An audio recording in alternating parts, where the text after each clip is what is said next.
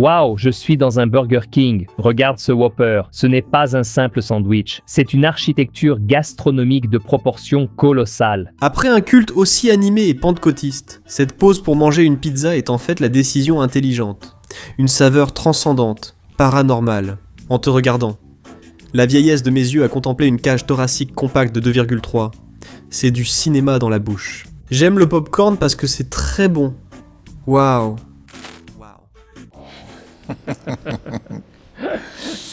Salut mes frères, que la paix du Seigneur soit avec vous tous. Je suis ici avec mon ami Marcelino Souza, c'est bien ça? C'est ça. Plus connu sous le nom de Negro Cinco Estrella. Waouh. Eh bien, je sais que beaucoup de gens ont déjà vu ces vidéos ici sur Internet, surtout sur Instagram, où il réagit à propos de la nourriture, n'est-ce pas? Tu analyses le plat et tu fais toute cette évaluation pentecôtiste. Oui, c'est ça. Quand la vieillesse de mes yeux touche la nourriture, c'est comme si, du fond du recoin de mon âme, commençaient à surgir des émotions et des pensées. C'est quelque chose de surréaliste. Surréaliste. Les gars, quand j'ai vu sa vidéo pour la première fois, j'ai pensé, quel mec sympa, quel gars hors du commun. Et en plus, je ne connaissais pas son histoire. Puis nous nous sommes rencontrés et il a commencé à partager son témoignage. C'est ça. Il est chrétien, il est pasteur et il a commencé à me parler de sa mère. Et j'aimerais d'abord que tu parles de tes origines. Oui, tu es sur Internet depuis longtemps, n'est-ce pas? Je vais montrer à l'écran qu'il a déjà enregistré avec plusieurs personnes connues au Brésil. Et Dieu t'a permis d'avoir accès à des personnes qui, peut-être, certainement, n'iraient pas à l'église. Mais toi, à travers ton témoignage, dans les coulisses, Dieu a fait son œuvre. Dieu, il unit toujours les desseins, n'est-ce pas? Amen. Et notre rencontre, c'était ça, n'est-ce pas? Oui, Dieu, il connecte les gens, son peuple, n'est-ce pas? Pour atteindre son objectif. Dieu est très rigoureux, et il agit de manière très orchestrée, cohérente et logique pour atteindre son objectif. Amen. Et avec cela, il va chercher dans diverses directions des personnes de milieux variés. Amen. Mais au final, tout est question de salut des personnes, de transformation des personnes. Amen. Que ce soit par un sourire, par l'humour, par une parole partagée, enfin. Et j'ai commencé sur Internet, tu vois, pour répondre à ta question. Oui, un peu avant la pandémie, j'ai commencé à enregistrer. On m'a conseillé de créer un compte Instagram, d'y aller, tu vois, de rejoindre les réseaux sociaux. Et j'ai commencé à faire quelques vidéos de ce que je faisais déjà. Qu'est-ce que je faisais? J'apportais toujours de la joie aux gens, en vendant sur la plage, tu vois. J'ai commencé à vendre sur la plage. J'ai déjà vendu glaces et fromages. Des lunettes. Regarde. En vendant le fromage de Minas, la vidéo est devenue plus humoristique. J'ai compris que les gens ne voulaient pas juste acheter du fromage, mais être touchés par Dieu. Ils cherchaient plus, même sans le dire. C'est comme si je les entendais dire ça. J'ai commencé à plaisanter en décrivant le fromage. Ce fromage de canastra, la vache rigole, du moins dans ma tête. C'est comme si j'entendais ça. Et j'ai vu elles l'ont ressenti de manière très positive, très bonne. J'ai vu beaucoup de choses sur la plage, des changements, des couples qui se sont retrouvés, n'est-ce pas? des disputes résolues, des personnes qui avaient renoncé à vivre et qui sont revenues, reprenant goût à l'existence. Oui, ce sont des expériences. Parce que là, apparemment, c'est un vendeur drôle, mais en fait non. L'humour, je le considère, junior, comme du bruit. D'accord? Après le bruit, la question se pose. Qu'y a-t-il à transmettre? Quel contenu subsiste après le bruit, qui sert simplement à attirer l'attention? J'ai entendu un texte biblique où la Bible dit clairement que Dieu n'accepte pas les cris vains. Regarde, il n'accepte pas les cris vides, mais il accepte le cri. Parfois j'ai besoin de crier et supplier, comme il est dit, « Invoque-moi et je te répondrai ». Et ma prière à Dieu a toujours été que Dieu m'utilise comme un instrument entre ses mains, dans son œuvre. Que, comme la flèche qui atteint sa cible, il utilise ce petit négrao pour atteindre ses objectifs. Gloire à Dieu, quelle bénédiction, n'est-ce pas, frère? En regardant tes vidéos, j'ai commencé à te suivre et je me suis demandé si tu étais croyant, si tu servais Dieu. Parce qu'on voit une pureté, n'est-ce pas? De nos jours, les gens, pour faire de l'humour, doivent souvent recourir à des blagues sans intérêt, vulgaires, et toi tu n'utilisais rien de tout ça, tu continues à ne pas en utiliser. Et tout de suite, j'ai vu que toi, tu allais réagir à propos d'une viande. Je ne sais pas si c'était la campagne que tu as faite pour Burger King. Le BBK? Je ne sais pas, je sais juste que c'était dans une vidéo où tu as utilisé l'expression pété pentecôtiste. Alors j'ai pensé, Opa!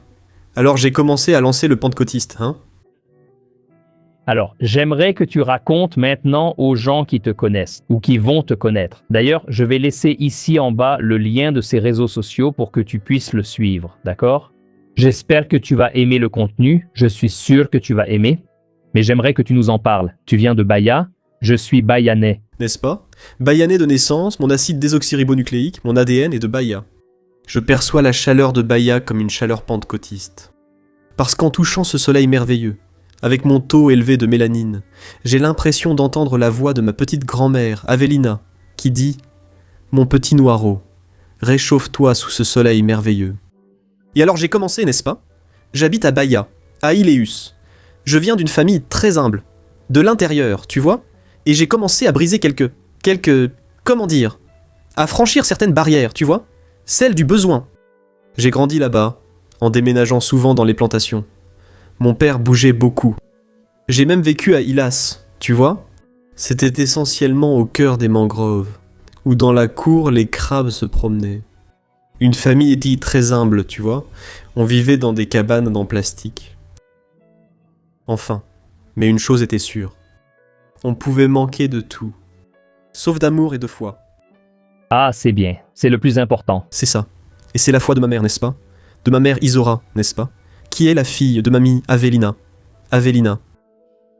Ma mère a laissé un héritage de foi qui surpasse toute richesse qu'une mère peut laisser à ses enfants. Elle m'a toujours parlé de Dieu qui pourvoit. Quand les choses allaient mal, quand rien ne se passait, quand tout manquait, ma maman faisait toujours résonner cette voix douce, tendre et chaleureuse. Waouh. Dieu pourvoira, mon fils. Et là, crois-moi, Dieu pourvoyait à nos besoins. Nous vivions là, Tu sais, soutenus par Dieu 24 heures sur 48 sans interruption. Et là, maman, Dieu l'a guidée. Et là, je voyais Dieu comme le Dieu d'Abraham, d'Isaac, de Jacob et d'Isora. Et tu sais quoi? J'ai commencé à parler avec lui, à marcher avec lui. Et aujourd'hui, je dis que c'est le Dieu de Marcelino, du Negrao 5 étoiles, et le Dieu de tous ceux qui le veulent. quelle bénédiction, regardez ça, frère. Et toute ta famille était-elle chrétienne? Ou seulement ta grand-mère, ta mère? Non, oui. Non, ma grand-mère. Ma grand-mère relevait d'une religion afro-brésilienne. Mon père aussi, d'ailleurs, était très pratiquant, n'est-ce pas? Maman, croyante, n'est-ce pas? Et maman a commencé à se battre, à parler de Jésus, de la parole, à apporter le christianisme à la maison. Avec le temps, papa s'est converti, n'est-ce pas? Il a été baptisé. Bref. Donc le souvenir que je garde de mon enfance, c'est qu'on manquait de tout, y compris. Il y a même eu un manque de sel dans mon enfance. Il y a eu une période où on est resté des mois sans sel. Disons-le comme ça, je ne me souviens pas exactement, mais je n'exagère pas. Il y a eu beaucoup de jours sans sel. Quand le sel est enfin arrivé, c'était une joie immense. Et puis, par exemple, on a déjà vécu au bord du fleuve. On prenait l'eau de la marée pour cuire le crabe dans l'eau de la marée. Et c'était la nourriture qu'on avait là, n'est-ce pas? Waouh. Le matin, parfois, notre petit déjeuner, c'était de la farine de manioc, n'est-ce pas? Mélangée avec le lait de coco qui tombait des arbres de l'île. Tu veux savoir? C'était une période si amusante, je n'ai jamais été aussi heureux. Comment j'étais à cette époque? Regarde ça, tu sais, Je marchais à travers les broussailles, je jouais dans les arbres, je tombais des arbres. Waouh. C'était quelque chose de merveilleux. c'est bien. D'ailleurs, frère, il me racontait ici qu'il a traversé beaucoup de difficultés, beaucoup de moments difficiles, n'est-ce pas? En même temps, sa mère était très croyante, très attachée à Dieu, elle jeûnait beaucoup, n'est-ce pas? Elle cherchait beaucoup Dieu. Et là, on réfléchissait à cette question de la théologie de la prospérité qui bien souvent est présente dans les églises et qui promet quelque chose que Dieu n'a peut-être pas promis. Ce n'est pas que Dieu ne puisse pas le faire, d'ailleurs, il le fait, mais on ne peut pas en faire une condition, genre « je vais chercher Dieu parce qu'il va me donner ça ». Et ça va totalement à l'encontre, n'est-ce pas, de cette théologie de la prospérité, puisque ta mère était tellement attachée à Dieu que si c'était vraiment comme ça, que ça arrivait, c'est-à-dire cherche beaucoup Dieu et tu seras prospère et tout va se multiplier. Elle aurait dû être millionnaire, n'est-ce pas? Par sa foi, non. Ma mère était une femme de grande foi, vraiment. Je crois qu'une maman ne pourrait être surpassée que par la mère de Jésus, par Marie. Pour la mère de Jésus. Ma maman avait une grande foi. Elle priait, jeûnait et allait sur la montagne. À 62 ans, elle s'y trouvait encore, très forte et inspirée. Elle a jeûné 7 jours d'affilée et s'est évanouie le dernier, n'est-ce pas? Ma maman avait une grande spiritualité avec Dieu. Elle priait. Jésus guérissait. Les gens étaient transformés. Maman prophétisait. Et des femmes stériles tombaient enceintes. Donc, tu vois? Et ma maman n'avait même pas toutes ses dents. Et je me suis dit, si je croyais à la théologie de la prospérité, je serais un homme très frustré. Parce que je voyais ma maman donner tout ce qu'elle avait à Dieu, tu vois. Et ma maman vivait vraiment avec peu, comme je t'ai dit, avec le strict nécessaire, vivant de la manne pendant 24 ans. La manne descendait toujours pour nous. Et j'ai grandi, tu vois. J'ai connu le Dieu de ma maman. Je me suis converti. Je suis devenu pasteur. Et Dieu m'a appelé, tu vois, pour être pasteur. Et j'ai commencé à passer par des épreuves aussi, tu vois. Et je faisais tout correctement. Aujourd'hui, je comprends, pasteur, que c'était Dieu qui m'apprenait qu'en réalité, la plus grande prospérité, c'est d'avoir sa présence dans ton cœur. Alors parce que là, Par exemple, en tant que pasteur, j'ai aussi connu le besoin. Tout ce que j'ai vécu enfant s'est répété. J'ai traversé des crises, dont une nuit très sombre. C'est à ce moment-là que j'ai dû mettre mes 3 enfants en rang. La seule chose que j'avais à la maison, vivant là-haut avec mes enfants où se trouve aujourd'hui notre église, c'était de leur mettre une pincée de sel dans la bouche et de leur donner un verre d'eau. C'était la stratégie que j'ai trouvée pour qu'ils ne s'endorment pas le ventre vide, n'est-ce pas? alors, Il a pris le sodium du sel, les minéraux qui pourraient se trouver dans le sel, et l'eau, composée de 2 ingrédients, l'hydrogène et l'oxygène, H2O. Jésus étant l'eau de la vie, celle-ci a aussi été transformée. Et ils ont bu là, alors. Et j'ai pensé, mec, si la théologie de la prospérité est vraie, alors je fais partie des pécheurs, parce que je fais tout correctement. Mais j'ai compris une chose. Le royaume des cieux n'est ni nourriture ni boisson, mais c'est la joie et la paix dans l'esprit. Et Dieu était là. J'ai traversé beaucoup d'épreuves. Puis Dieu a dit, « Je m'en occupe, je vais te bénir et agir dans ta vie financière. » Et les choses ont commencé à se passer du jour au lendemain. J'ai commencé à faire le fromage de canastra, n'est-ce pas? Et j'ai commencé à vendre de l'eau à la plage à cause d'un rêve que j'ai eu. Tout comme Dieu a donné un rêve à Jacob, j'ai commencé à vendre de l'eau. Ensuite, j'ai vendu de l'eau de coco. C'était la noix de coco 5 étoiles que j'avais créée à l'époque. C'était la plus douce, la plus fraîche, avec la chair la plus savoureuse, au prix le plus bas du marché, et avec le meilleur service. J'ouvrais les noix de coco en 1, 2, 3 dimensions, avec la machette de papa pour les gens. L'héritage que mon père m'a laissé, c'était une machette de 18 pouces. Une mère, un héritage de foi et un compte bloqué avec 20 rayés dessus. mon Dieu, Apparemment, il n'y avait pas grand-chose. Moi, presque analphabète, j'ai fini le lycée rapidement. N'est-ce pas? Mais il y a une chose que j'ai comprise. La plus grande richesse, la plus grande intelligence, la plus grande sagesse, comme le dit Jacques, un 17, tout don excellent, et tout cadeau parfait vient d'en haut, descendant du Père des Lumières. gloire à Dieu. Et Dieu a commencé à tout changer, n'est-ce pas? Je suis allé sur Internet, j'ai commencé à faire quelques vidéos, les vidéos ont explosé. N'est-ce pas? Et aujourd'hui, je vois. Maman n'a pas eu les moyens de se faire mettre un dentier. Mais quand maman s'est endormie, qu'elle s'est reposée dans le Seigneur, le pasteur a eu une vision dans une autre ville, la voyant entrer dans un beau portail, souriante, avec des mythos, avec de magnifiques dents. Alléluia, tu comprends? Enfin, Je vais demander, suis-je fidèle à cause de cela? Non, Dieu m'a déjà appris. Prosperidade La véritable prospérité, c'est d'avoir sa présence. Et maman a été la femme la plus prospère de tous les temps, parce qu'elle a élevé et laissé un héritage, non seulement pour moi, mais aussi pour d'autres générations. amen. Aujourd'hui, il a semé la graine. Il a semé la graine. Donc la prospérité financière peut arriver ou non. Car les hommes fidèles du passé n'avaient même pas le tiers de ce que nous possédons. Même Salomon dans toute sa gloire. C'est vrai, Il n'a pas connu ce que nous vivons aujourd'hui. Mais ce n'est pas pour autant qu'il était un homme sans présence. Au contraire, oui, c'était un homme proche de Dieu. oui, cela a à voir avec ce que dit la Bible, n'est-ce pas? Qu'on n'a jamais vu un juste abandonné, ni sa descendance mendier son pain. Et en analysant ton histoire, je m'en rends compte. Sa mère a planté la graine. Bien sûr, elle n'a pas été abandonnée, même dans la difficulté et la pénurie.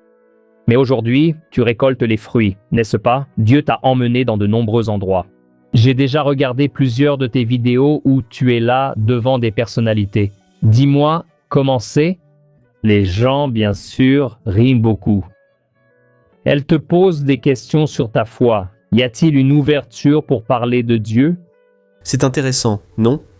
Pour rebondir, regarde, mes plus grandes épreuves concernaient l'alimentation. Aujourd'hui, Dieu m'emmène aux meilleures tables.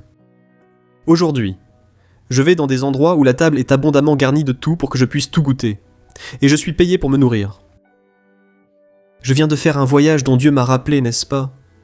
J'ai voyagé près de 3 heures, de Sao Paulo au Mato Grosso, juste pour goûter une eau. J'ai aussi déjà manqué d'eau chez moi. Regarde ça. Tu comprends? Il me manquait des vêtements. Vêtements de qualité achetés dans un centre commercial, tu vois. Des vêtements dans un bazar à 50 centimes, 3 pour un réal, je ne sais pas. Aujourd'hui, je suis habillé par la même personne qui habille des artistes célèbres. Le tailleur, tu sais, Felipe Coelho, qui habille Rodrigo Faro, Luan Santana et plein d'autres artistes. Aujourd'hui, je porte encore une tenue offerte par cette maison de couture. À la place de la honte, Dieu donne louange et double honneur. La gloire de la seconde maison dépasse la première. Mais je le répète, ce n'est pas l'évangile. C'est quelque chose qui arrive. D'accord? Et Dieu peut bénir qui il veut. Mais la plus grande richesse que nous ayons, c'est d'avoir notre nom inscrit dans le livre de la vie. Flore, gloire à Dieu. Notre nom n'apparaît peut-être ni dans les tabloïds, ni sur les meilleures feuilles de paye du pays. Mais à l'entrée des portes célestes, nous recevrons un mot. Si c'était en anglais, ce serait welcome.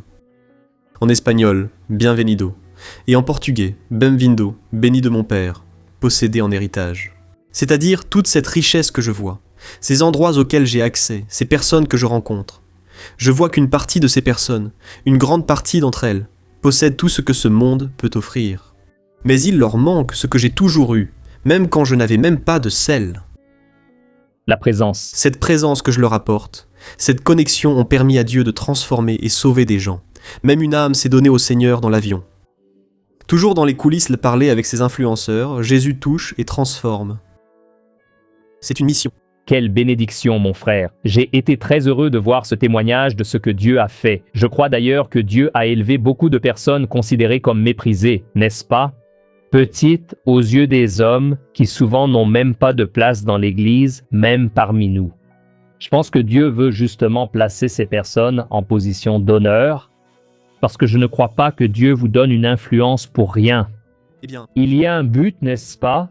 Et je suis très heureux de savoir que tu es entré dans des foyers en apportant de la joie, mais c'est certain que les gens perçoivent l'éclat du Saint-Esprit dans ta vie. Dis-moi encore une chose, ton vocabulaire, il est vaste, non? D'où tiens-tu cela? Parce que tu as dit que tu n'as pas eu beaucoup d'études et pourtant tu utilises des mots recherchés, n'est-ce pas? ouais, je n'aimais pas trop l'école, tu vois. Donc j'ai eu du mal à arriver jusqu'au lycée. Mais j'ai toujours aimé lire. Lire beaucoup, D'accord. c'est important. Enfin, et retenir quelques mots, n'est-ce pas? Par exemple, en anglais, un peu, I speak English, but little. Et là, je comprends quelques trucs, mais ça revient. La sagesse et l'intelligence suprême viennent de Dieu, mec. Bien sûr, Elle vient de Dieu. Tout honneur et toute gloire reviennent à Dieu, car de lui, par lui et pour lui sont toutes choses. Amen. Wow, voilà les amis, ça explique le succès qu'a connu Negrao, 5 étoiles, 5 stars. Black 5 Star. Black 5 star, C'est comme si j'entendais maman me parler. Black 5 Star. même le ton, n'est-ce pas? Le timbre de la voix, cette gravité. Dieu te l'a donné pour une raison. Quel message transmets-tu à ceux qui nous regardent? Je sais que beaucoup me suivent ici sur YouTube. D'ailleurs, je veux te demander, à toi qui es ici maintenant, de t'abonner aussi à ma chaîne parce que chaque jour, je veux faire la prière du matin, la prière du soir pour te bénir. Et je vais aussi laisser ici les liens de Négon, 5 étoiles. Mais quel message donnes-tu aux personnes qui traversent cette situation? Comme si la personne était là-bas dans le désert, n'est-ce pas? Et toi qui es déjà passé par là, qui as déjà surmonté l'épreuve du désert. Il y aura toujours d'autres défis, n'est-ce pas? Quel message donnes-tu à quelqu'un qui traverse des épreuves aujourd'hui? Je pourrais dire beaucoup de choses. Mes pensées sont partagées. Et il y a beaucoup, beaucoup de choses à dire. Mais je vais conclure la discussion avec un petit témoignage, vraiment tout petit.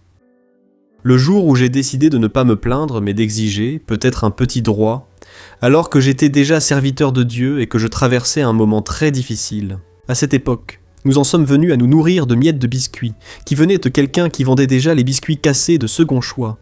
Et il restait la poudre. Un jour, j'ai dû enlever la moisissure pour manger. Ouf. J'ai alors réfléchi. Je suis pasteur, mari fidèle, Je sers Dieu. Je ne suis pas un vaurien. Je fais les choses bien, non. Je n'avais aucun salaire de l'église. Rien du tout. J'ai dit que j'allais demander à Dieu le strict minimum, juste un peu mieux pour ma famille. À 3 heures du matin, je suis descendu prier, et j'ai dit à Dieu qu'on allait avoir une conversation sérieuse. J'avais plein de raisons, non? À mon arrivée à 3 heures, il craignait déjà que je... Et quand j'ai ouvert la bouche pour parler, papa, il n'est plus rien sorti à part un souffle de gratitude qui a envahi ma cage thoracique, mon torse. Je ne me suis jamais senti aussi reconnaissant qu'à ce moment-là, tu sais. Et ce n'était pas pour faire le malin devant Dieu, non. Je me suis senti comme l'homme le plus riche, le plus fortuné de l'histoire. Je me souviens juste avoir dit à Dieu, « S'il te plaît, oublie pourquoi je suis venu, car je suis l'homme le plus riche grâce à ta présence. J'ai un foyer, Seigneur, même modeste, une famille merveilleuse, la santé, et je me suis souvenu du pied de canne à sucre dans la cour à ce moment-là. Dieu, merci pour ce pied de canne à sucre où je vais, et je suce un morceau quand j'ai faim, n'est-ce pas? Pour la brise ici, et pour le soleil. » Je ne me suis jamais senti aussi reconnaissant. J'ai dit, « S'il te plaît, oublie, je n'ai besoin de rien d'autre, ne me donne plus rien, je ne veux plus rien, je veux juste ta présence. » Mon frère, quand j'ai donné la priorité à la présence de Dieu, des choses se sont passées, tu sais. On me demande souvent comment je me sens en fréquentant des lieux chics, en mangeant les meilleurs plats, en portant les plus beaux vêtements. Tu veux savoir? Quer saber? Normal. Normal. Parce que la présence, la grâce, la joie que je ressens aujourd'hui, je les ressentais aussi quand je n'avais rien. Apparemment, aux yeux des hommes, mais j'avais tout. Alléluia, gloire à Dieu. C'est ça, les amis. D'ailleurs, la Bible dit dans le psaume 37, verset 4, que lorsque nous trouvons notre joie dans la présence de Dieu, lorsque notre plaisir est dans les choses de Dieu, il accorde les désirs de notre cœur. Donc, nous ne recherchons pas, n'est-ce pas, les désirs de notre cœur, mais Dieu les donne lorsque notre plaisir est en lui. Alors, mon frère, soyez très heureux. J'aime Jésus. Parce qu'il est très bon. Gloire à Dieu. Wow. Que Dieu te bénisse, mon frère. Merci, Père. Je t'embrasse bien fort. Va sur ces réseaux et suis Negrao. Tu vas beaucoup rire et Dieu t'édifiera. Moi, Amen. Je vais devoir courir maintenant, parce qu'il y a du pururuco là-bas pour me nourrir. Wow. Non, c'est une bonne chose, n'est-ce pas? Le gars travaille pour manger. Je vais courir. Je vais aller souffrir un peu là-bas maintenant. On t'embauche pour manger des mets délicieux. Oui. Je n'en ai même pas envie. Elle me force, n'est-ce pas? Wow. Que Dieu nous bénisse. On est ensemble, les gars. Je t'embrasse, mon frère. Alors,